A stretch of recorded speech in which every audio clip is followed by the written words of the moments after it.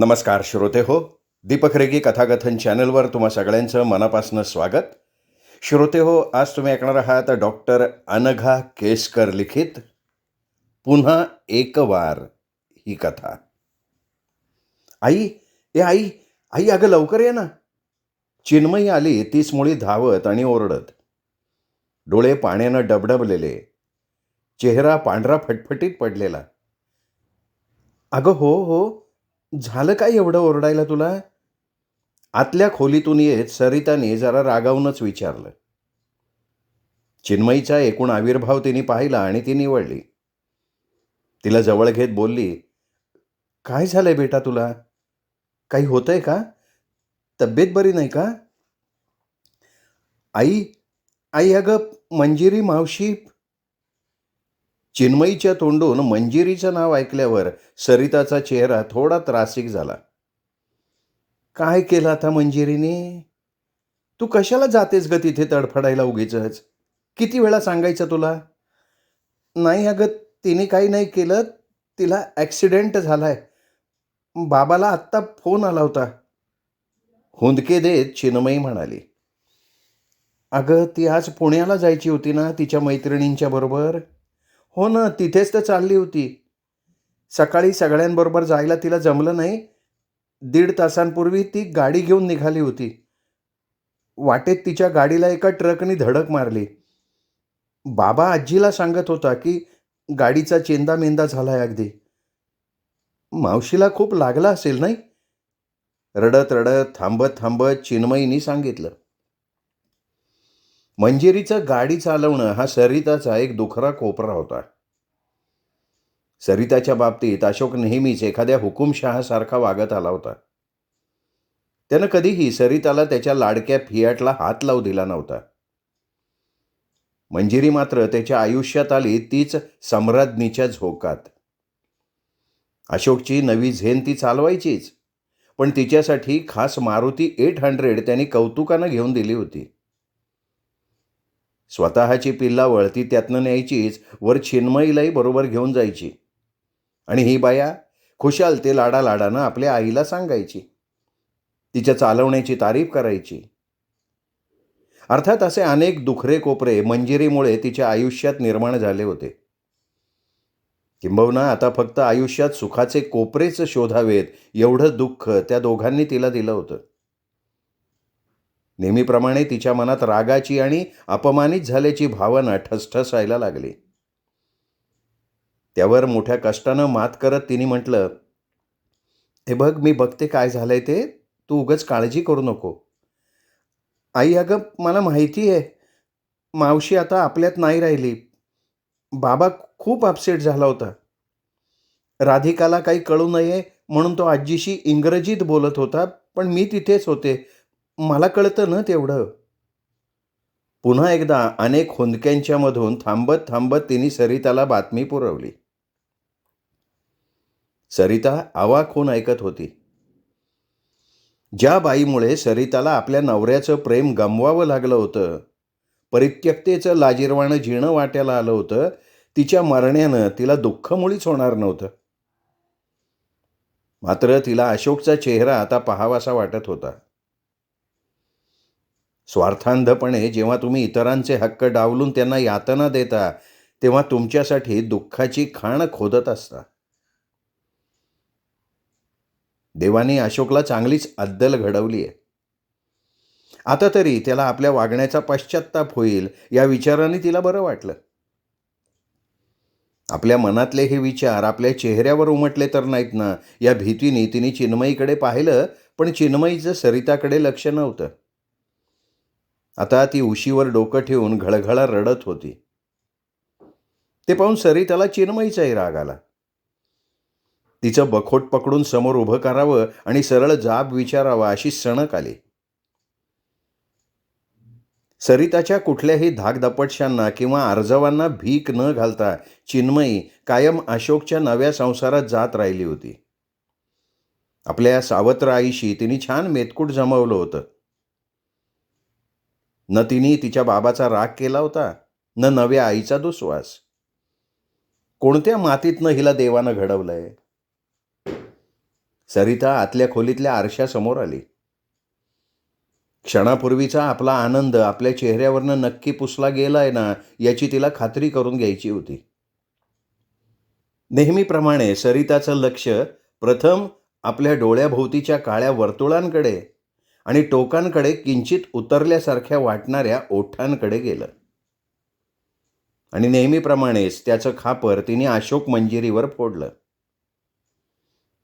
गेल्या 10 वर्षात तिची काय दैना झाली होती. वय किमान 5-10 वर्षांनी जास्त भासत होतं. एकेकाळी आपण सुंदर समजल्या जात असू यावर आज तिचा स्वतःचाही विश्वास बसला नसता. सरिता एकदम भानावर आली. आज प्रसंग काय आणि आपण विचार कसला करतोय.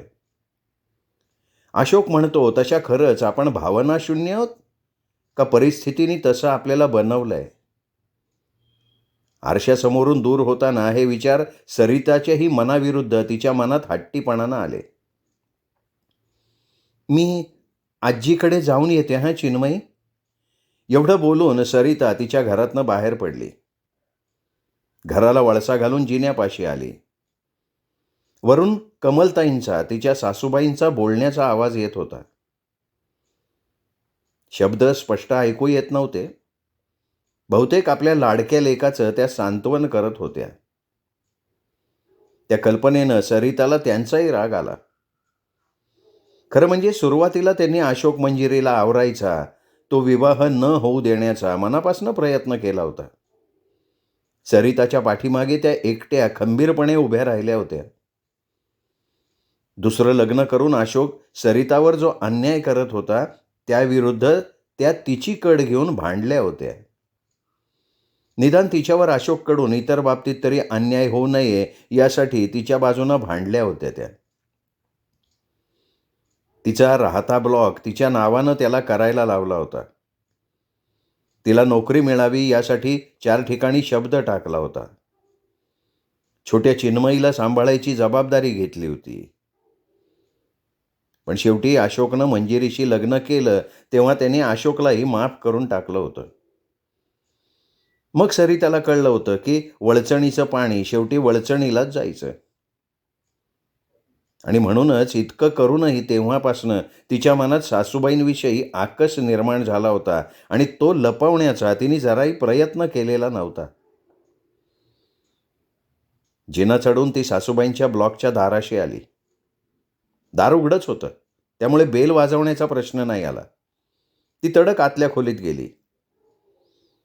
अशोक आपल्या आईच्या मांडीवर डोकं ठेवून विमनस्क बसला होता.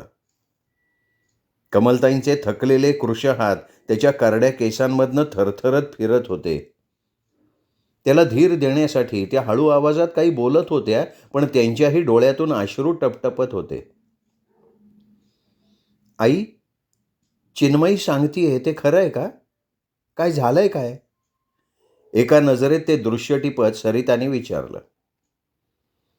तिचा आवाज ऐकल्याबरोबर दोघंही मायलेक एकमेकांपासून दूर झाले. कमलताईंनी आपले ओले गाल पालथ्या मुठीनं पुसायचा प्रयत्न केला. अशोक पार कोलमडून गेल्यासारखा दिसत होता. त्याच्या संपूर्ण देहामध्ये प्रचंड थकवा भरून राहिल्यासारखा दिसत होता. भयाण स्वप्न पाहताना माणसाची नजर अशीच झपाटून गेल्यासारखी दिसत असावी. कमलताई प्रथम भानावर आला. या अशा परिस्थितीत आपल्यालाच संभाषणाची सूत्र आपल्यापाशी ठेवायला हवीत हे लक्षात घेऊन त्या म्हणाल्या, काय विचित्र आहे हे सगळं. सकाळी ब्रेकफास्टला तिच्याकडे मी गेले होते. पुढच्या आठवड्यात कोकणात दादाकडे जाण्याचा आम्ही दोघींनी बेत केला. तिला जाताना राधिकानी आणि मी टाटाही केलं. त्यावेळी कल्पना तरी होती का की ही मायलेकींची शेवटची भेट ठरणार आहे हे? दुःखातिरेकानं त्यांना पुढे बोलवेना. राधिका कुठे आहे? तिला कळलंय का हे?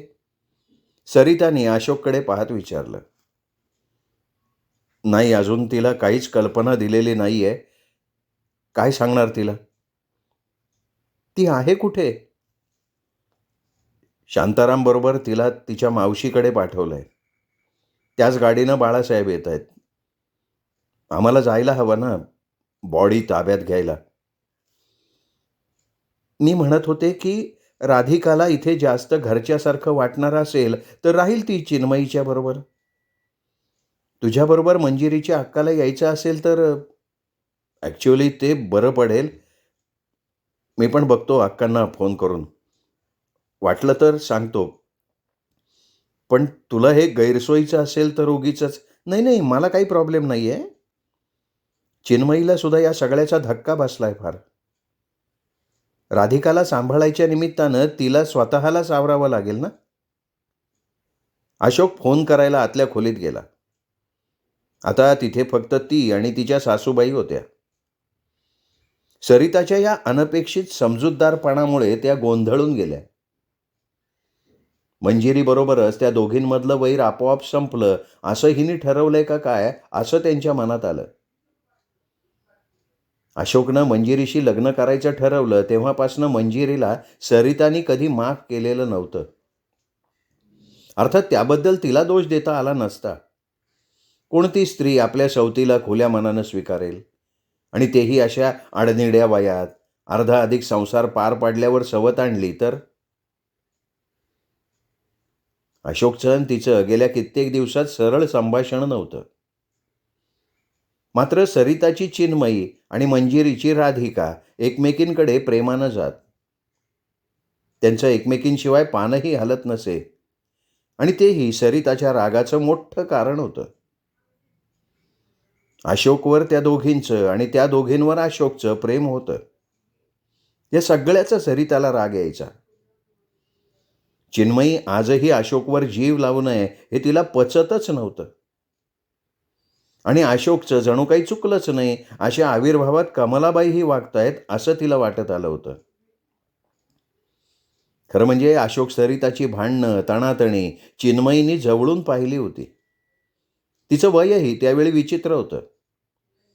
10 वर्षांचं वय म्हणजे काहीच न कळण्या इतकं धड लहान नाही, आणि प्रश्नाची नीट उकल करता यावी इतकं खूप मोठंही नाही. तरीही तिने अशोकविषयी कसलाच आकस मनात धरलेला नव्हता, अगदी सरिताच्या हर प्रयत्नांनंतरही. त्या काळात सरिता आपला सगळा राग वेड्यासारखी चिन्मयीवर काढत राहायची. तिला रागवलं मारलं की अशोकचा जीव कळवळतो हे लक्षात आल्यावर तर सारासार विचार सोडून ती चिन्मयीचं माध्यम करून त्याला छळत राहायची. कमलाबाईंचाही जीव खालीवर व्हायचा, पण मध्ये पडायची त्यांची हिंमत होत नसे. फक्त एकदाच आती झाल्यावर त्या सरिताशी धीर एकवटून शांतपणे बोलल्या होत्या. त्यांच्याशी ती तेव्हा जरी अदवा बोलली, पुढेही फुरंगटून राहिली, तरी तिच्या चिन्मयीशी वागण्यात फरक झाला. चिन्मयीनी सरितावर सुद्धा आकस धरला नाही. या मुलीला देवानं कुठल्या मुशीतनं घडवलंय कळत नाही. कदाचित परिस्थितीने तिला इतकं समजूतदार बनायला भाग पाडला असेल. कमलाबाईंच्या घशात त्या विचारानं दाटून आलं. आज नेमकं सरिताला काय वाटतंय? आपल्याला वाटत होती तितकी ती हट्टी आणि आडमुठी नाहीये तर. का आता मंजिरी नाही म्हटल्यावर लगेच अशोक पुन्हा आपल्याकडे वळेल अशी आशा वाटते हिला. अर्थात तसं झालं तर बरंच होईल. कुठे झाला ॲक्सिडेंट? ती स्वतःच गाडी चालवत होती का? आवाजात हेतुतः मार्दव आणत सरितानी कमलताईंना विचारलं. पनवेलच्या अलीकडे एका ट्रकने धडक दिली म्हणे हिच्या गाडीला. पेट्रोलची टाकी फुटली आणि गाडीने पेट घेतला. जवळच्या हॉस्पिटलमध्ये हलवलंय, पण काहीच आशा नाही असं दिसतंय. कमलाताईंचा आवाज थरथरत असला तरी आता डोळे कोरडे होते, आणि याचं त्या तशा परिस्थितीतही सरिताला बरं वाटलं. आपल्या मनातले भाव चेहऱ्यावर दिसून न देता तिने विचारलं, मी अशोकसाठी आणि तुमच्यासाठी थोडी कॉफी करू का? पुढे सगळा दिवस काढायचा आहे त्याला. He is shattered. अगं कर ना, त्यात विचारायचं काय? आणि थँक्स. अशोक मंजिरीविषयी असलेला राग आत्ता या घटकेला विसरल्याबद्दल म्हणते मी. अशा वेळी सगळे हेवे दावे विसरायचे असतात, पण विसरणं खूप अवघड असतं याची मला कल्पना आहे ग. तिच्या हातावर थोपटल्यासारखं करत त्या म्हणाल्या. ती काहीच बोलली नाही. फोनवरचं बोलणं संपवून अशोक बाहेर येईपर्यंत अगदी त्याला लागायची तशी कॉफी तयार होती. कॉफीचा कप घेताना त्याच्या चेहऱ्यावरही याआधी कित्येक दिवसात न दिसलेली जवळिकीची भावना दिसली. नेमकं कशा पद्धतीनं त्याचं स्वागत करावं हे मात्र सरिताला कळलं नाही. त्या दिवशी अशोकचा बराच वेळ पंचनामा, पोलिसांकडून बॉडी ताब्यात घेणं यात गेला. त्याच्याबरोबर मंजिरीचे मेहुणे आणि मोठा भाचा होते. मंजिरीमध्ये आणि तिच्या अक्कांमध्ये 12 वर्षांचं अंतर होतं. अक्कांनी लहानपणापासून मंजिरीला आपल्या मुलांबरोबर सांभाळलं होतं. आईवडिलांच्या माघारी तिचं हवं नको बघितलं होतं आणि त्यामुळे त्या अगदी कोसळून गेल्या होत्या. त्यांची सूनही त्यांना सांभाळताना गांगरून गेली होती. अक्कांना गुंगीची औषधं देऊन झोपवून ठेवल्याखेरीज उपाय नाही हा डॉक्टरी सल्ला तिने मानला होता. नंतरही अशोकला सगळी सव्यापसव्य करण्यासाठी धावाधाव करायला लागली होती. आणि या सगळ्याचा परिणाम म्हणजे राधिका सगळा वेळ चिन्मयीबरोबर मंजिरीपाशी राहिली होती. आपल्या आईला भयंकर काहीतरी झालंय याची त्या बालजीवाला कल्पना आल्यानं ती चिन्मयीला आणि सरिताला बिलगली होती. मनात आलं तरी रात्रीतून भेदरून उठणाऱ्या राधिकाला दूर लोटणं सरिताला जमलं नव्हतं. कमलाबाईंना सरिताच्या या वागण्याचं मनापासून कौतुक वाटत होतं. एरवी त्रागा करणारी आणि करवादणारी सरिता खरी, का या चमत्कारिक परिस्थितीत समंजसपणे वागणारी सरिता खरी, असा त्यांना प्रश्न पडत होता. आल्या गेल्या लोकांशी त्यांच्या होणाऱ्या संभाषणावरनं त्याची सरिताला कल्पना येत होती. राधिकाला आपल्या घरी ठेवून घ्यायची सरितानं तयारी दाखवलेली बघून येणाऱ्या शेजाऱ्या-पाजाऱ्यांना, नातेवाईकांना आश्चर्यच वाटत होतं. सरिताची अगदी जवळची मैत्रीण निमाही चकित झाली होती. आता पुन्हा हे दोघे या निमित्तानं एकत्र येत आहेत का काय, असा संभ्रम तिच्या मनात निर्माण झाला. तिच्या सूचक दृष्टिक्षेपातनं आणि एखाद दुसऱ्या शेऱ्यामधून ते सरिताला कळलं होतं, पण तिने त्याविषयी काहीच प्रतिक्रिया दिली नाही. मंजिरीला जाऊन जेमतेम आठवडा झाला होता. कमलाबाईंच्या आणि अशोकच्या सांत्वनासाठी आणि मंजिरीच्या दिवसांसाठी आलेल्या सुमा मावशी काहीतरी विचारायला म्हणून दुपारी सरिताकडे आल्या. मंजिरीच्या अपघाताच्या भीषणतेविषयी बराच वेळ बोलून झाल्यावर त्या जरा थांबल्या आणि म्हणाल्या, देवाच्या मनात काय असतं आपल्याला कळत नाही हेच खरं. आता हेच बघ ना, अशोकनी मंजिरीशी हे लग्न करू नये म्हणून आपण थोडे का प्रयत्न केले होते, पण त्यांनी नाही ऐकलं. शेवटी हे असं व्हायचं होतं. आपण आपलं काही काही योजत असतो आणि त्याच्या मनात वेगळंच शिजत असतं. तुला एक सांगू, अगदी मनातलं गुपित बोलावं अशा थाटात त्या बोलत होत्या. खरं म्हणजे या सुमा मावशी सरिताला कधीच फारशा आवडल्या नव्हत्या.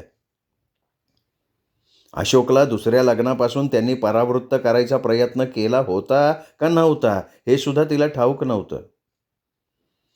पण आत्ता अशोकच्या जवळच्या नात्यातलं कोणीतरी स्वतःहून आपल्यावरच्या अन्यायाविषयी उघड कबुली देतंय असं वाटून त्यांच्याशी बोलणं वाढवायला ती तयार झाली होती. शिवाय आपल्याला नेमकं काय वाटतंय हे कमलाबाईंपर्यंत आणि त्यांच्या लेकापर्यंत पोचवायला ही संधी छान आहे असंही तिच्या मनात आलं. म्हणून त्या आणखी काही बोलण्यापूर्वी खुनशी चेहऱ्यानं सरिता म्हणाली, मला काय वाटतंय ते बोलू का? ज्याला त्याला आपल्या कर्माची फळं या जन्मीच भोगावी लागतात. आपल्या नसलेल्या गोष्टींची हाव धरली, ती गोष्ट अट्टहासानं मिळवली तरी ती लाभतेच असं नाही. देवाच्या दरबारात देर है, अंधेर नाही. गेले काही दिवस आत दडपून ठेवलेला कडवट्टपणा पूर्वीच्या जोमानं उसळून आला. अगं, तू म्हणतेस ते खरं आहे. पण या अशा वेळी मागचं सगळं विसरून तू त्याच्या पाठीशी उभी राहिलीस ना, याचं कौतुक वाटतंय. मला वाटतं असंच सगळं विसरून तुम्ही दोघांनी पुन्हा एकत्र यावं. आपल्या आयुष्यातलं ते एक दुःस्वप्न होतं, असं समजून पुन्हा पहिल्यासारखं. सरिताच्या चेहऱ्यावरचे भाव पाहून त्या बोलायच्या थांबल्या. तिच्याकडून अपमान करून घ्यायची त्यांची इच्छा नव्हती. तुम्हाला सुचवायला काय होतंय हो? आता त्याला गरज आहे ना माझी? तुम्ही असं म्हणणारच. मी आहे अशी ठीक आहे. मला आणि चिन्मयीला वेगळं आयुष्य जगायची सवय झाली आहे. आज माझे आई-बाबा असते, तर मी इथे यांच्या शेजारी मुरदाडासारखी राहिलीच नसते. माझ्या हक्कांसाठी, चिन्मयीच्या हक्कांसाठी मला हे असलं लाजिरवाणं आयुष्य पत्करावं लागलं. ज्यानं माझ्यावर ही वेळ आणली, त्याला झालं गेलं विसरून क्षमा करू? मी आता मधली 5-6 वर्ष विसरून जाऊ? I hopes. आणि तुमच्या लाडक्या बहिणीलाही सांगा, की असली खुळचट स्वप्न पाहू नका. पुन्हा कोणाला हे असले उपदेश करायला पाठवू नका. अगं नाही गं बाई, तिने काही नाही सांगितलं मला. मलाच वाटलं म्हणून बोलले मी. आता तिला काही बोलायला जाऊ नकोस हं, नाहीतर नंतर कितीतरी वेळ सरिता सुमा मावशींनाच तडातडा बोलत राहिली. फक्त त्यांच्यावरचाच नाही, तर त्यांच्या भाच्यावरचा, बहिणीवरचा आणि दैवावरचा असा सगळा राग ती त्यांच्यावर ओतत राहिली होती. शेवटी मावशींनी तिची सपशेल माफी मागितली आणि काढता पाय घेतला, तेव्हा कुठे ती गप्प झाली. अशोकनं सरिताशी घटस्फोट घेऊन मंजिरीशी लग्न केल्यावर सरितासाठी हळहळणाऱ्या आणि अशोकला नावं ठेवणाऱ्या या आजूबाजूच्या लोकांनी काही दिवसातच त्याच्याशी सलोख्याचे संबंध प्रस्थापित केले होते, हे ती विसरली नव्हती. त्याचं कोणीही काहीही वाकडं करू शकलं नव्हतं. सरिताची तगमग आणि अशोक मंजिरीचं सुखी सहजीवन याविषयी चवीचवीनं बोलण्याखेरीज या बघ्यांनी दुसरं काय केलं होतं? अशोकला माफ करून टाकल्याबद्दल कमलाबाईंना आपल्यासमोर तोंड देखलं नावं ठेवणाऱ्या लोकांचीही खरी कल्पना यायला सरिताला खूप वेळ लागला होता. अशोकच्या प्रतारणेनं दुखावली गेलेली सरिता काही समजण्याच्या पलीकडे गेली होती. डोकं ठिकाणावर आल्यावर तिला कळलं होतं, की हेच लोक आपल्या माघारी कमलाबाईंना आपल्या विरुद्ध उचकावतात, मंजिरीचेही कान फुंकतात आणि छोट्या चिन्मयीला नाना प्रश्न विचारून तिच्याकडून माहिती काढण्याचा प्रयत्न करतात. त्या काळात याच लोकांच्या वागण्यामुळे चिन्मयी घुसमटली होती, गप्प झाली होती. आता मात्र सरिता सर्वांना ओळखून होती. कोणाच्याही सहानुभूतीच्या शब्दांनी ती आता फसणार नव्हती. मंजिरीच्या अपघाती निधनामुळे लोकांना आणखीन एक चविष्ट बातमी मिळाली आहे आणि या घटनेचा आपल्यावर, आपल्या संपूर्ण घरावर नेमका काय परिणाम झाला आहे याची उत्सुकता लोकांना लागली आहे, याची तिला खात्री होती. लोक तरी ते लपवायचा प्रयत्न कुठे करत होते. राधिकाला सरिता वरण-भात भरवत होती ते पाहून देशमुख आजी सरळच म्हणाल्या, "आता सगळं ठीक होईल. अशोकला त्याची चूक समजेल. कमलाबाई, तुम्ही काही काळजी करू नका. हो की नाही ग सरिता?" तिची पाठ फिरल्यावर तिला ऐकू येणार नाही असं समजून कॉलनीतल्या साळकाया माळकायांनी तर ती मुद्दाम अशोकवर छाप टाकायला असं गोड वागतीये अशी मल्लीनाथी केली. का ते तिने ऐकावं या हेतूनच बोललं जात होतं. मंजिरीला जाऊन महिना उलटायच्या आत लोकांनी सरिताला स्पष्ट सूचना करायला सुरुवात केली होती. लोकांच्या या वागण्यानं सरिता जितकी चिडली तितकीच गोंधळून गेली. 2+2 4 करण्याइतकी ही नात्याची गणितं सोपी नसतात, हे या लोकांना कसं कळत नाही? आपलं ज्याच्याशी एकेकाळी अगदी जवळकीचं नातं होतं, ज्याने हे नातं पायदळी तोडून आपल्याला मनस्ताप दिला, ज्याने आपल्याला डावलून आपल्याशी प्रतारणा करून दुसरीशी संधान बांधलं, आपल्याला धोका दिला, त्याला आपण क्षमा करू असं यांना वाटतंच कसं? आपण आपल्या आयुष्याचं काय करायचं हे ठरवण्याचा, त्याबाबत आपल्याला सल्ला द्यायचा हक्क या लोकांना कोणी दिला? बाकीच्यांचं एक जाऊ दे, पण आपल्या भावजाईनेही असाच सल्ला द्यावा? ती आणि दादा आपलं वाईट कधीच चिंतणार नाहीत हे खरं आहे. त्यांनाही ही व्यवस्था पटते. आणि अशोक, त्याला नेमकं काय वाटतंय? तोही असाच विचार करतोय का मला गृहीत धरतोय? गेले कित्येक महिने आपल्या दोघांमध्ये कामाशिवाय कुठलंही संभाषण होत नव्हतं. अलीकडे तो आपल्याशी जरा मार्दवानं बोलतोय का? आपल्याशी बोलताना त्याचा स्वर आता त्रासिक नसतो, कपाळावर आठ्या नसतात. कदाचित आपल्या आत्ताच्या समजूतदार वागण्यामुळे त्याला अपराधी वाटत असेल. कदाचित राधिकाला भावनिक आधार मिळावा यासाठी आपण जे केलं त्याबद्दल त्याला कृतज्ञता वाटत असेल. सरिताला 15 दिवसांपूर्वीचा प्रसंग आठवला. मंजिरीच्या अक्का सरिताचे आभार मानायला आवर्जून आल्या होत्या. राधिकाला त्यांच्याकडे राहायला घेऊन जायचा त्यांचा बेत होता. अशोकला तिला पाठवायचं होतंही आणि नव्हतंही. त्याच्या देहबोलीतून ते दिसत होतं. पण इथे ठेवून घ्यायचं तर सरिताची आणि चिन्मयीची मदत असल्याशिवाय ते शक्यच होणार नव्हतं. सरिताला गळ घालायला अशोककडे मुळी तोंडच नव्हतं. तो सरिताकडे अपेक्षेनं बघत होता आणि हे त्याच्याकडे न बघताही सरिताला कळलं होतं. चिन्मयी सरिताला म्हणाली होती, आई आई आपल्याकडेच राहू देऊयात ना आपण राधिकाला, प्लीज. सरिताने अशोककडे पाहिलं तर तो अबोलपणे चक्क नजरेतून तिला होकार देण्याची विनवणी करत होता. ती नजर बघून सरिताला बरं वाटलं होतं. अर्थात तरीही त्याच्या तोंडून ते वदवून घ्यायला तिने कमी केलं नव्हतं. अगं मी काय सांगणार, बाबा म्हणेल तसं, ती म्हणाली होती. मी काय सांगणार, मी कामानिमित्त दिवसभर बाहेर असतो, तू सांभाळ असं कसं म्हणू? पण ती घरी असली की बरं वाटतं आणि अक्कांची तब्येत आताशी कुठे बरी आहे तेव्हा. म्हणजे तुला ती इकडे माझ्याकडे राहायला हवी आहे असं मी समजू? हो, म्हणजे तेच सोयीचं वाटतंय. म्हणजे तुला चालत असेल तरच. हं. त्याच्याकडून ते वदवून घेण्याचा आनंद सरिताला जास्त झाला होता का त्याच्या नजरेत क्षणभर उमटून गेलेल्या आपुलकीच्या छटेचा? हे तिचं तिला नक्की माहिती नव्हतं. हा एकच प्रसंग कशाला, आणखीन कितीतरी गोष्टी तिला आत्ता आठवल्या. गेल्या 1.5-2 महिन्यात राधिकाला नेण्याच्या निमित्तानं तो तिच्या फ्लॅटमध्ये आला होता. मुलींच्या बरोबर खेळला होता. कधी चहा पाणी, कधी मुलींच्याच बरोबर खाणं पिणं केलं होतं. घर कसं भरल्यासारखं वाटायचं अशा वेळी.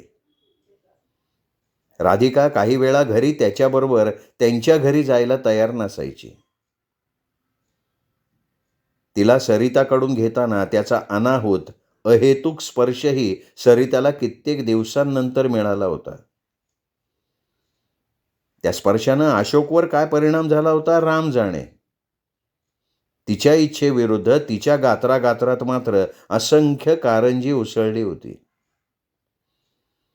ज्या माणसानं आपल्याशी प्रतारणा केली, ज्याचा आपण रागराग करतो, त्याच्या साध्या स्पर्शानं आपल्या शरीरानं मोहरून यावं याचा तिला राग आला होता. माणसाच्या आयुष्यात शारीरिक गरज इतकी महत्वाची असते. आत्मसन्मान विसरायला लावण्या इतकी ती प्रबळ असते. मग पूर्वी तो ज्यावेळी माझ्या विनवण्या करत असे तेव्हा त्याला ते सुख नाकारण्यात मला कोणतं सुख मिळत होतं? शारीरिक सुखाची त्याची मागणी माझ्या मनात चीड का आणायची? का त्यामुळेच आम्ही एकमेकांपासून इतके दूर गेलो? आणि नंतर मंजिरीबरोबर त्याचे संबंध आहेत हे जगजाहीर झाल्यावर मी त्याला आपल्याकडे वळवायला याच शरीराचा का वापर केला? या अस्त्रांनी तो बधत नाही म्हटल्यावर का रागावले? का माझ्या अंगाचा तेव्हा तिळपापड झाला?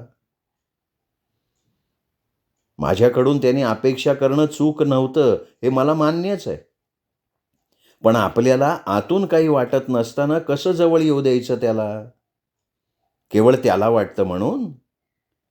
का त्यावेळी तो आता कुठे जाणार असं वाटून आपण त्याला झिडकारत आलो? आता याच माणसाच्या साध्या स्पर्शानं हे असं का व्हावं? सरिताला आपल्या मनाचा थांग लागत नव्हता. आता सगळंच तारुण्य सरत आल्यावर शरीर का असं बोलायला लागलंय? आणि ते जर बोलत असेल तर अशोकच कशाला हवाय?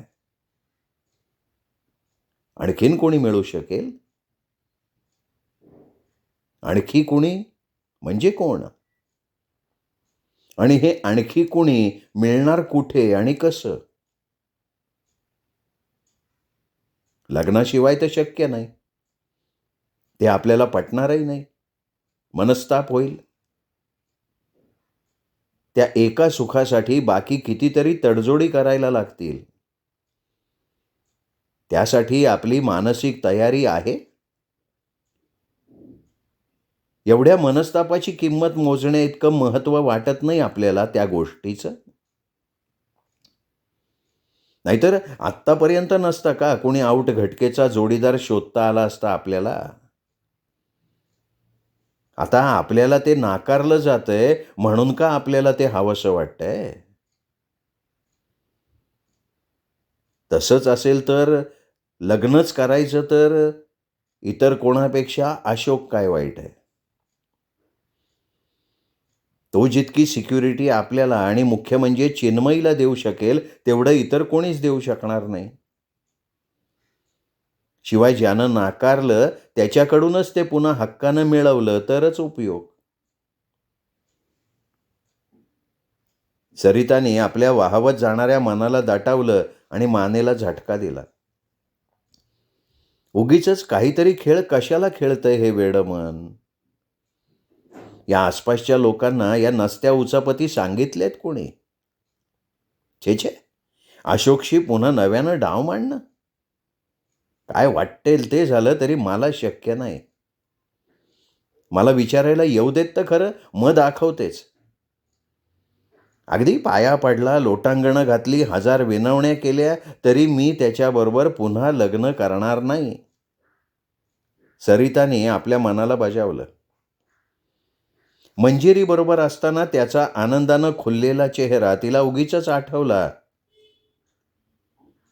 ती जेव्हा आतून सुडानं पेटून उठली होती, स्वतःच्या अगतिकतेनं अश्रू ढाळत बसली होती, तेव्हा त्या दोघांचं प्रेम उतू चाललं होतं.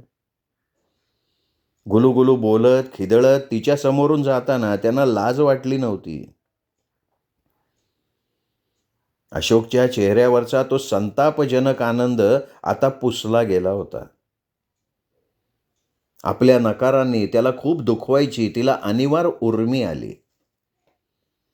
अशोक आपल्या विनवण्या करतोय, आपल्याकडे प्रेमाची क्षमेची भीक मागतोय आणि आपण त्याला घालून पाडून बोलतोय हे दृश्य तिच्या डोळ्यांसमोर उभं राहिलं.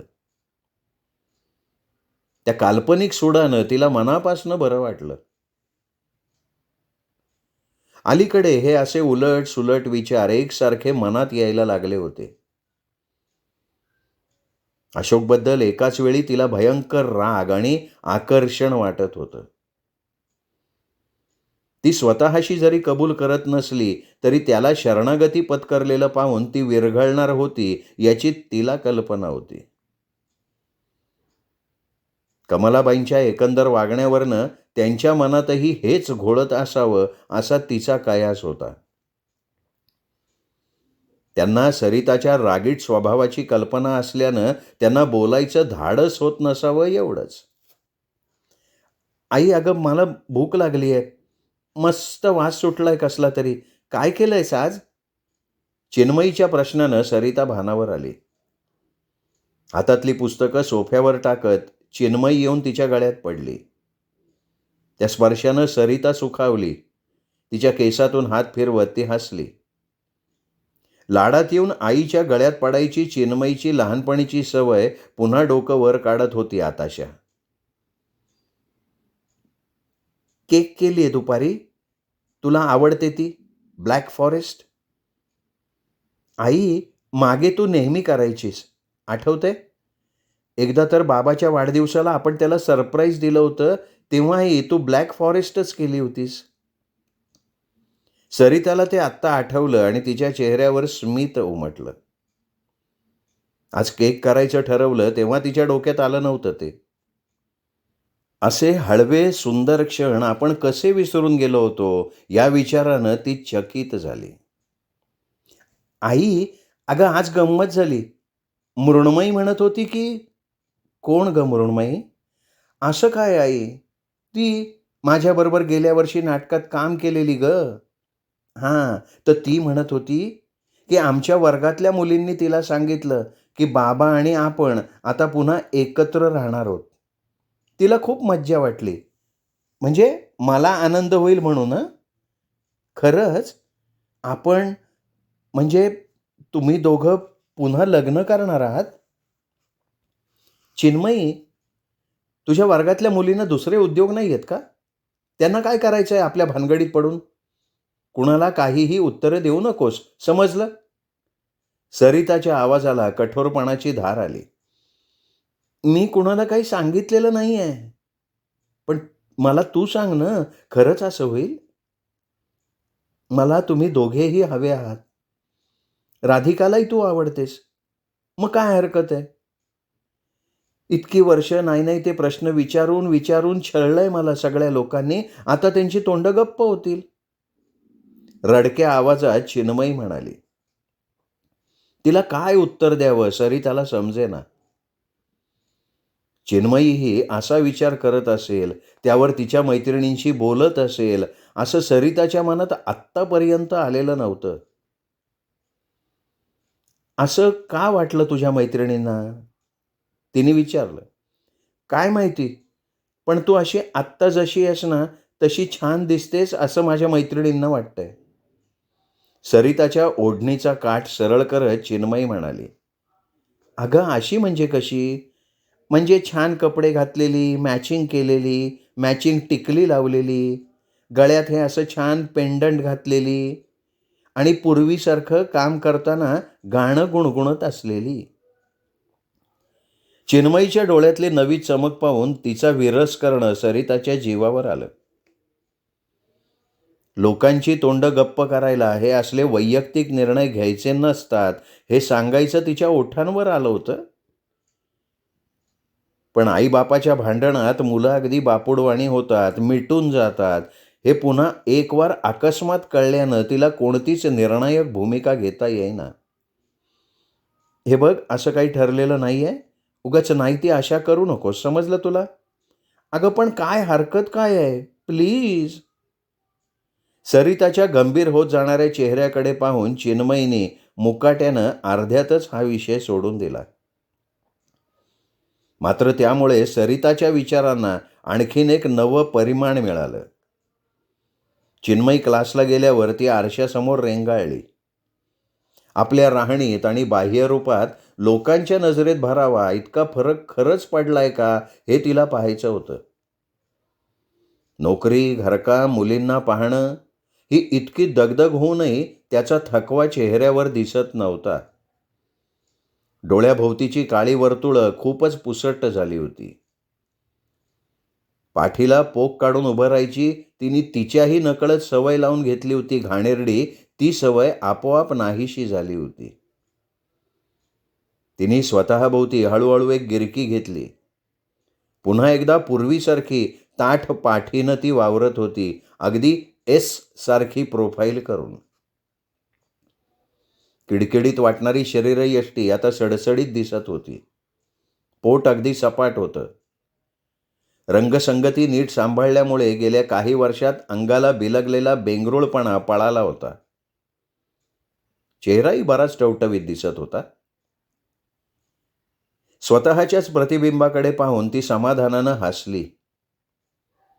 हे एवढे सगळे बदल आपल्यामध्ये एवढ्या थोड्या काळात झाले, तेही आपल्या नकळत. कुणालाही मोह पडेल असा आजही आपला शेलाटा बांध आहे. जरा सजवलं की खुलणारं रूप आहे, या कल्पनेनं तिला उगीचच मूठभर मांस चढल्यासारखं वाटलं. अशोकनं विचारलं की फारसं ताणून धरून न ये असं क्षणभर तिच्या मनात येऊन गेलं, पण तो आपल्यापाशी नेमका कसा विषय काढेल? त्यालाही विषय काढायला अवघड वाटत असेल. आपण कसा प्रतिसाद देऊ याची भीती वाटत असेल. वाटलीच पाहिजे अशी भीती. मी काय वाटेवर पडलेली नाहीये. मलाही मान अपमान आहे. हो नाही म्हणायचं स्वातंत्र्य आहे, हे त्याला कळायलाच हवं. मला त्यांनी गृहीत धरता कामा नये. त्याच्या नव्या प्रपोजलच्या कल्पनेनं ती भूतकाळात गेली. 20 वर्षांपूर्वी त्यांनी तिला विचारलं होतं, तो प्रसंग तिच्या डोळ्यांसमोर उभा राहिला. कॉलेजची शेवटच्या वर्षाची परीक्षा संपवून तो घरी जाणार होता. यापुढे मुद्दाम ठरवून एकत्र आल्याशिवाय त्यांच्या गाठीभेटी होणार नव्हत्या. त्याचं एक विचित्र दडपण तिच्याही मनावर यायला लागलं होतं. शेवटच्या दिवसापर्यंत तिच्याकडे विषय काढायला त्याला धीर झाला नव्हता. त्यांच्यामध्ये नेहमीसारखा नीट संवाद होत नव्हता. काही वेळा चमत्कारिक शांतता पसरायची. हॉस्टेलचं डिपॉझिट जमा करून झाल्यावर त्यांनी तिला कॅन्टीनच्या बाहेर विचारलं होतं, माझ्या हातात आत्ता दाखवण्यासारखं भरीव यश नाही. तुला माझ्यासाठी थांब म्हणायचं तर ते कशाच्या जोरावर हेही मला समजत नाही. तरीही मी धाडस करतोय. माझ्यासाठी 1 वर्ष थांबशील? काहीतरी धडपड करून मी स्वतःचं स्थान निर्माण करीन आणि मगच तुझ्या बाबांकडे विचारायला येईन. थांबशील माझ्यासाठी प्लीज? त्या आठवणीनं सरिताच्या मनात कॅन्टीनच्या बाहेर तेव्हा फुललेल्या सोनचाफ्याचा सुगंध दरवळला. मधली काही अप्रिय वर्ष धुवून गेल्यासारखी झाली. बरोबर त्याची ती प्लीज म्हणण्याची ढब चिन्मयीने उचलली होती, हे वेड्यासारखं आत्ता प्रकर्षानं लक्षात आलं. आता जरी अशोकनं विचारलं तरी तसं नवथर तरुणासारखं विचारणार नाही. कधीकधी आपल्याशी बोलताना मध्येच तो थांबतो, गोंधळतो, तेव्हा त्याच्या मनात हेच चालत असेल. सासूबाईंशीही काहीतरी गुलू बोलत असतो आणि आपली चाहूल लागली की दोघंही गप्प होतात. मागच्या मंगळवारची गोष्ट तिला आठवली. संध्याकाळच्या वेळेला ती कमलाबाईंच्याकडे गेली होती. तेव्हा अशोक तिथे असेल याची तिला खरंच कल्पना नव्हती. त्याचा आवाज ऐकून ती क्षणभर दाराशी थबकली होती. तिला त्यांचं बोलणं चोरून ऐकायचं नव्हतं, पण चुकून कानावर पडलं होतं. कमलाबाई अशोकला म्हणत होत्या, मला काही हरकत वाटत नाही. उलट बरंच होईल. माझी काळजी मिटेल. पण राधिकाचा विचार करायला हवा. सरिता ही इतके दिवस चांगली वागतीये, पण तिची यावर काय रिॲक्शन असते तेही पाहायला हवं. तिचा स्वभाव आपल्याला माहिती आहे. हा आमच्या दोघांच्याही आयुष्याचा प्रश्न आहे. उगीच गप्प राहून चालणार नाही. मी आधी एकटा तिच्याशी बोलेन आणि मग. त्याच वेळी नेमकी फोनची घंटा वाजली होती आणि पुढे त्यांचं काय बोलणं झालं ते तिला कळलं नव्हतं. बहुतेक तिला लग्नाचं विचारण्याविषयी काहीतरी असावं अशी तिला खात्री वाटत होती. पण आठवडा होत आला तरी अशोकही तिच्याकडे आला नव्हता आणि कमलाबाईंनी विषय काढला नव्हता. एक मात्र खरं की तिची ही चिकाटी आता संपत आली होती. तिला खेळवल्यासारखा अशोकने आणखीन वेळ लावला असता तर ती तयारच झाली नसती. पुन्हा एकदा मनाचा झोका विरुद्ध दिशेला जायला लागला. अशोक सरिताकडे आला तेव्हा राधिकाला गोष्ट सांगण्यात चिन्मयी रमली होती. राधिका मध्येच खिदळत होती, मध्येच तिच्या अंगावर रेलून तिच्या डोळ्यात रोखून बघत होती. ते पाहिल्यावर क्षणभरच न वाचता येण्यासारखे भाव अशोकच्या चेहऱ्यावर सरिताला दिसले. दोघींशी थोडं बोलून अशोकने त्यांना कमलाबाईंकडे पाठवलं तेव्हा सरिताला बावचळल्यासारखं झालं. त्याला आपल्याशी एकटीशीच बोलायचंय या कल्पनेनं तिच्या मनात शब्दांची जुळवाजुळव सुरू केली. इथे जरा बसतेस? मला तुझ्याशी काहीतरी महत्त्वाचं बोलायचंय. मुद्दामच मुलींना तिकडे पाठवलं. शांतपणे ऐक प्लीज. ठीक आहे. समोरच्या खुर्चीवर टेकत सरिताने ओठांवरनं जीभ फिरवली. गेले काही दिवस तू खूप समजूतदारपणे वागलीस. पूर्वीचं सगळं विसरून माझ्या अडचणीला उभी राहिलीस. मंजिरीला तुझ्या भरवशावर सोडूनच मला जाता येत होतं. तू असं वागावंस इतकी माझी योग्यता आहे की नाही याबद्दल मलाच शंका आहे. कोणत्याही शब्दात तुझ्याबद्दलची कृतज्ञता मला व्यक्त करता येणार नाही. मी फक्त माणुसकीने वागले. आपलं पूर्वीचं नातं स्मरून तसं वागले. मला ते कळतंय. पण आता तुझ्या चांगुलपणाचा जास्त फायदा मी घेणार नाही. राधिका ही माझी जबाबदारी आहे. तिचा बोजा इनडेफिनेटली तुझ्यावर टाकणं मला पटत नाही. तिच्या आईलाही ते रुचलं नसतं. मंजिरीच्या उल्लेखानं सरिता नाराज झाली. हे बोलणं कुठल्या दिशेनं जात आहे हेच तिला कळेना. आपण सुरुवातीलाच त्याला माफ करून अपराधी वाटू न देता होकार द्यायचा नाही हे ठरवलेलं असल्यानं ती गप्प राहिली. Let me not beat around the bush. राधिकाचं आणि माझं आयुष्य मी वेगळ्या तऱ्हेनं प्लॅन केलंय. ते सुरू करण्यापूर्वी तुला मनापासून धन्यवाद द्यायला आज मी आलोय. Let us be very good friends hereafter. मी पुढच्या आठवड्यात अगदी साधेपणानं लग्न करतोय. शीला नावाच्या आमच्या ऑफिसमधल्या कलिगशी. तिचा नवरा 2 वर्षांपूर्वी अचानक कॅन्सरनं गेला. तिला तिची 2 मुलं आहेत. राधिकाला तिने स्वीकारलंय. So I need not bother you anymore. But I will be grateful to you for everything. Ashok काय बोलतोय हे सरिताला कळतच नव्हतं. थिजल्याप्रमाणे ती त्याच्याकडे हताशपणे पाहत राहिली.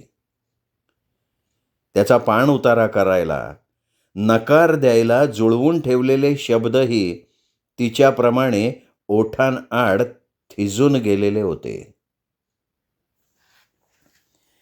श्रोते हो, तुम्ही ऐकत होतात डॉक्टर अनघा केसकर लिखित पुन्हा एक वार ही कथा कशी वाटली कमेंट करून जरूर कळवा. ही कथा आपल्या कथाप्रेमी मित्रपरिवारात, नातेवाईकात शेअर करा. आणि हो, कथेचा व्हिडिओ लाईक करायला मात्र विसरू नका. आणि चॅनल सबस्क्राईब करायचं राहून गेला असेल तर प्लीज चॅनल सबस्क्राईब करा.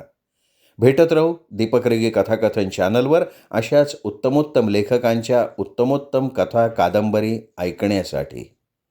नमस्कार श्रोते हो.